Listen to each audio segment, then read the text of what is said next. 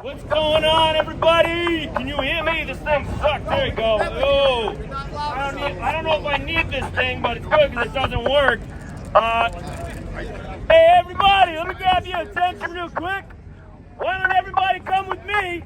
We're going to have a good old-fashioned rally right over here in the street. Come on, let's go. Let's take it. Whose streets? Our streets! Whose streets? Our streets! Whose streets? Our streets! Whose streets? Our streets! Whose streets? Our streets! Whose streets? Our streets! Whose streets? Our streets! Whose streets? Our streets! Whose streets? Our streets! Whose streets? Our streets! Whose streets? You can say it with me. Whose streets? Our streets! Whose streets? Our streets! Whose streets? Our streets! Whose streets? Our streets! Whose streets? Our streets! Say like you made it. Whose streets? Our streets! Whose streets? Our streets! Whose streets? Our streets! Whose streets? Our streets! That's right. Hi everyone. My name is Justin Kelly. I'm a big truck executive for the LA Trades, and I chair up an organizing committee for the Building Construction Trades Council. I want to thank all of you for being here today. We're honoring Workers' Memorial Day, and we're demanding safe work sites for everybody who works for a living in the state of Rhode Island, especially the open shop construction worker who gets pimped and exploited and oppressed by greedy, rotten developers who take our tax money to exploit workers in our state. Do you like that? No! I don't like it either. So it's time for a change. And what we're going to do is we're going to show what the organizers and the reps see every day on unsafe job sites. Things like this. Things like that. Marked gates. Fall hazards. Holes in the floor. No fall protection. Being in a lift without a harness. Also, a boss can squeeze one extra dime of profit on the backs of workers. So once again, I ask you, are you okay with that? No! I'm not all right with that. No one goes to work to die. No one goes to work to get hurt.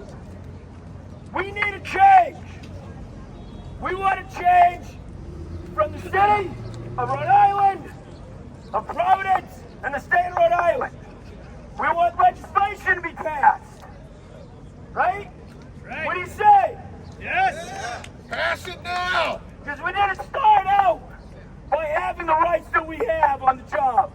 We fought, we bled, and some of us died along the way to get them. And so what we're going to do now doesn't require us to die, but it requires us to stand up and be strong and be united with one another. I want to welcome some friends that we have here today. I want to welcome a good friend of ours for the Building Trades, Rachel Miller, the president of the Providence City Council. Say a couple words.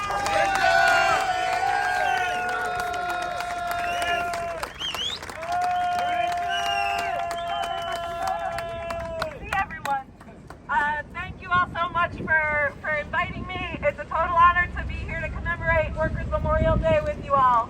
You know, I've spent my whole life working for union rights and workers' rights, and I gotta tell you, it is a unique pleasure to say that I am here as the president of the Providence City Council to tell you that Providence is a union town.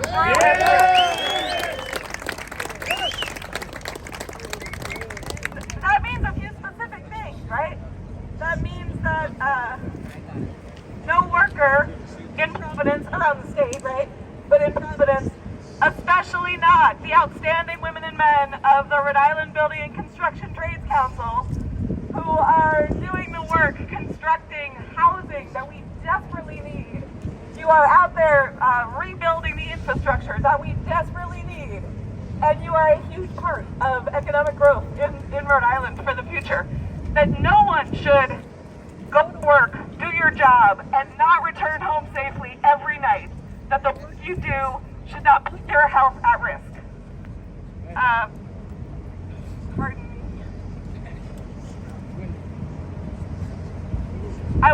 share deep solidarity with all of the efforts to protect and maintain safety standards on the job. As Justin was saying, right, those standards didn't come. They weren't given to anyone, not to anyone. They were fought for hard by working people. And it's going to mean that we work together to maintain them, that they're here for today, that they're here for future generations. As time has changed, right, it also means different things. It means standing up and calling out unsafe job site conditions every time. It means standing up against wage theft and other things that put people at risk. It means standing together in solidarity for mental health and substance use issues so that we're together challenging some of those conditions. And it means ensuring that economic growth and workers' rights are two sides of the same coin. So mourn the dead, fight for hell for the living. Those words have resonated 100 years since Mother Jones' time, are still true today. Solidarity forever. Thank you all so much.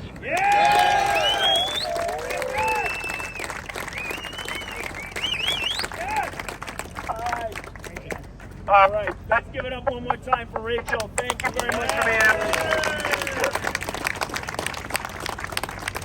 I want to bring up now my brother, Pat Crowley, the Secretary Treasurer of the Rhode Island AFL CIO. Pat, why don't you come on up? Thank you, Justin. Your brothers and sisters, just this last summer, there was a job over by PPAC where a rat contractor was spreading dust all throughout the neighborhood. No one gave a shit. No one from the state, no one from the city bothered to come down. You know why? Because no one decided it was their responsibility.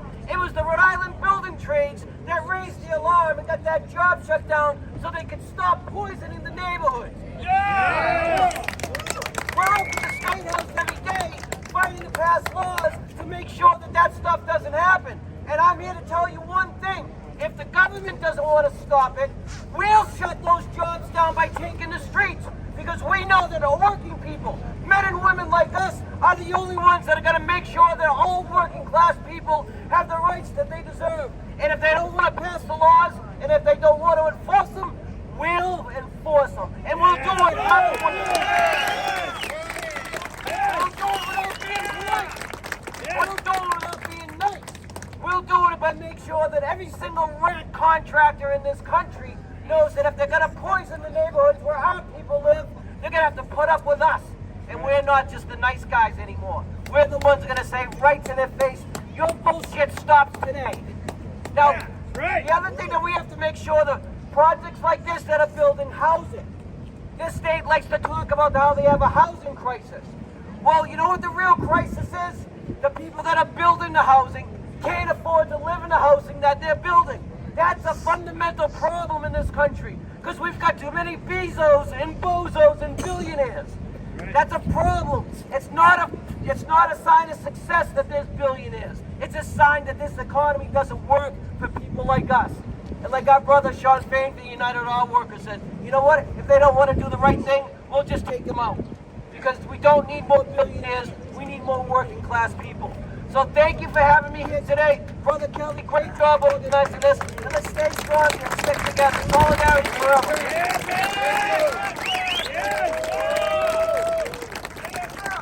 All right.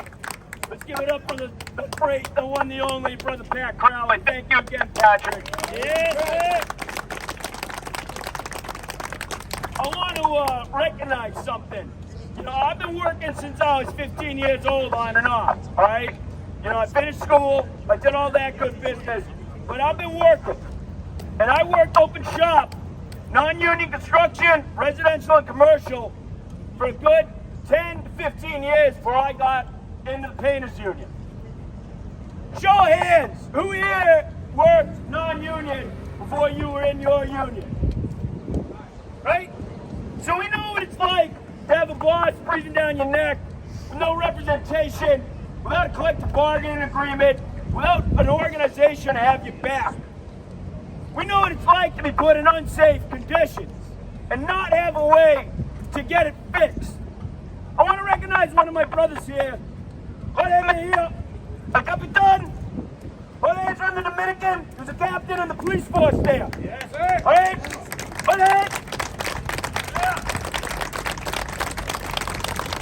Jorge is now a member of the IUPAT Painters Union. He's a bridge painter. But before, he worked at a horrible sweatshop called J. Goodison down in Quonset. That place is so goddamn cheap.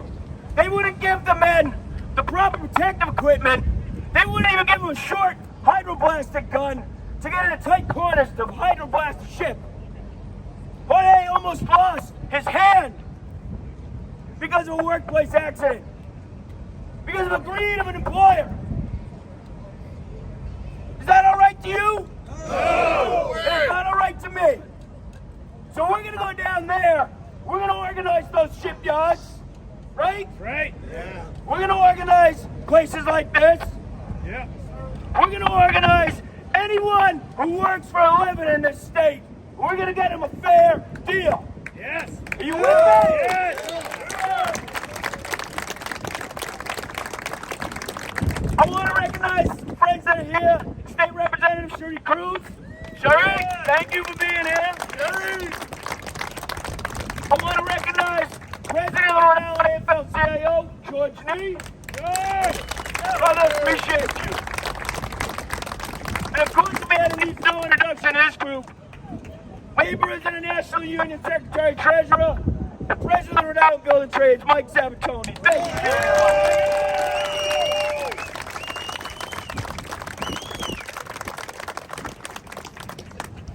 I also want to recognize my good friend, Haney Maldonado from Puerto Liberal. Yes. Haney. Yes. Puerto Liberal is an organization, a working center in Central Falls that does incredible organizing work to help immigrant workers, people who are the most preyed upon in our state. Haney, you want to say a couple words? Come on up. Haney. Yes.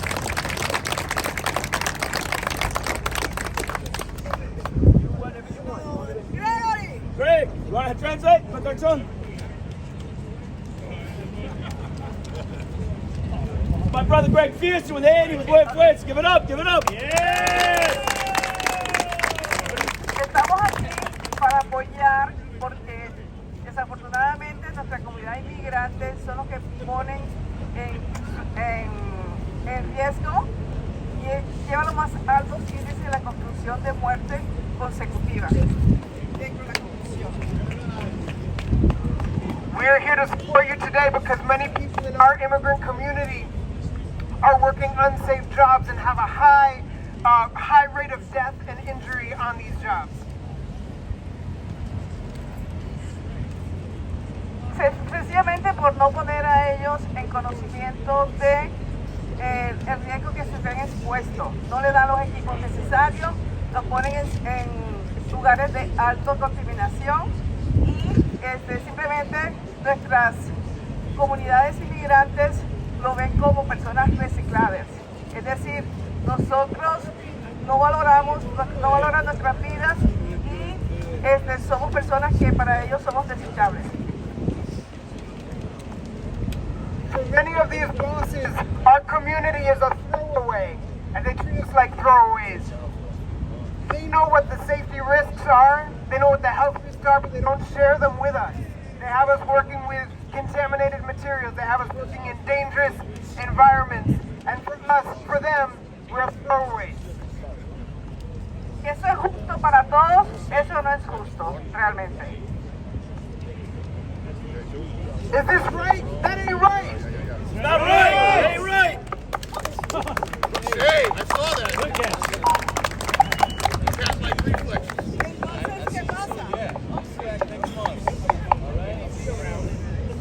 Mientras que ganan millones de dólares en construcción, porque cada día la construcción va en crecimiento y tiene altos costos, entonces la vida de nuestros trabajadores en cualquier campo de construcción no vale nada. So while these bosses are making millions and every day we see more construction happening, our workers' lives are being devalued. For them, we're worth nothing. Thank you.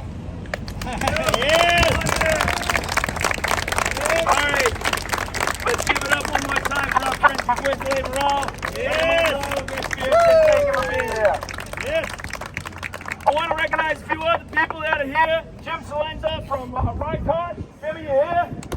Come here there, Jim. Jim's been working for years to make sure that we have occupational safety and health. I also want to recognize Greg Banksy from the Labor Management Partnership of Rhode Island. Greg Banksy here. Greg, Elizabeth from Tulo, Freddie Pilkington, all the staff and organizers that are here. I'm going to wrap it out in a minute, but I just want to say this.